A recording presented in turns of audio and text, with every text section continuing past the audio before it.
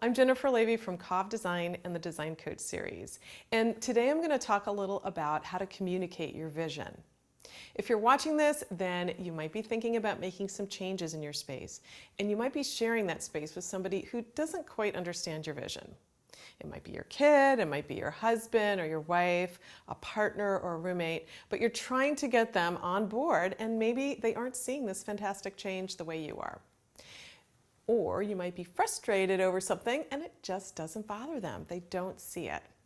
Maybe you've tried to explain it every which way, but it's just not getting through.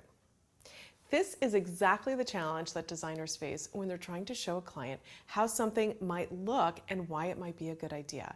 And that's why designers use drawings and furniture boards to help them with visualizing why this might be a great idea and showing that to their clients. I'm going to share a story from my own personal life that helped me really understand why it's important to show design ideas rather than just talk about them. This particular situation involved my sofa. Now, sofas are a very personal thing, and especially if they're not just for guests, but you use it, we should feel relaxed and comfortable and cozy on our sofas, right? And I didn't. The sofa was a little too high off the ground, so I kind of felt like my feet didn't touch the ground all the way, and it made me feel really short, which I'm not exactly tall, so that wasn't a good thing. And I also wanted to stretch out and relax and watch television. So I thought it would be nice if we got a chaise, and that way the whole family could sit on the sofa together. But when I explained all of this to my husband, he said, "Why? This sofa is perfectly good. It's not old. And why should we spend money on a new one?" A lot of my clients are couples, and sometimes they don't agree. And one of the things that I found helps is when I put together a presentation with drawings and samples, and I can show concrete evidence that the plan will work.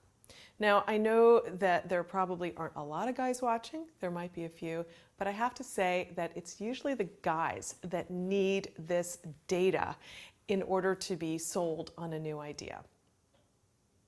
So what I decided was that I had to treat my husband like a client, and I had to sell him on the idea by helping him visualize what it might look like. So I did what I do for my clients. I made a three-dimensional scale drawing. I put the new sofa in. I showed him how it would be fitting in the room. I showed him how we could all lounge on it. And I even took a fabric sample and I demonstrated why it was durable. I put peanut butter and wine on it and I cleaned it, and I just showed him why it was such a great idea. Once the new sofa got there, it was easy. He saw how great it was, but I had to take that extra step to explain why the idea was a good one. If you're having a hard time getting someone on board and you're mostly talking about it, I suggest you put it into pictures. The phrase, "a picture is worth 1,000 words," really means everything when it comes to design. So you show 4 pictures, you got 4,000 words. That's a time saver. What should you show? If you're planning a few changes, I suggest you put together a board. It can be a piece of paper, it can be a piece of foam core, it can be a document in Word or PowerPoint, but try to keep it as uncluttered as you can and only include the things that you're planning on using. If you have other options or second choices, don't put them on the board.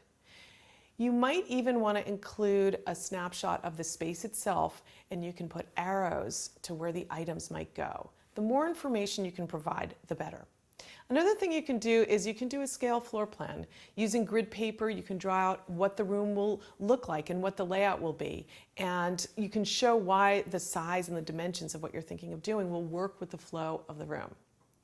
Just like I do with my clients, you should be prepared to answer any questions and address any objections that they might have to the change. And you probably already know what those are. So come up with reasons why it's a good idea and show the benefits. Finally, I suggest use a little humor. Maybe a before and after of how this will make you feel will let them know how important it is to you and tip the scales in your favor. Thanks for watching, and I'll see you soon. If you like this video, tell a friend. And if you want a free ebook and information about my online design courses, please stop by designcoachseries.com.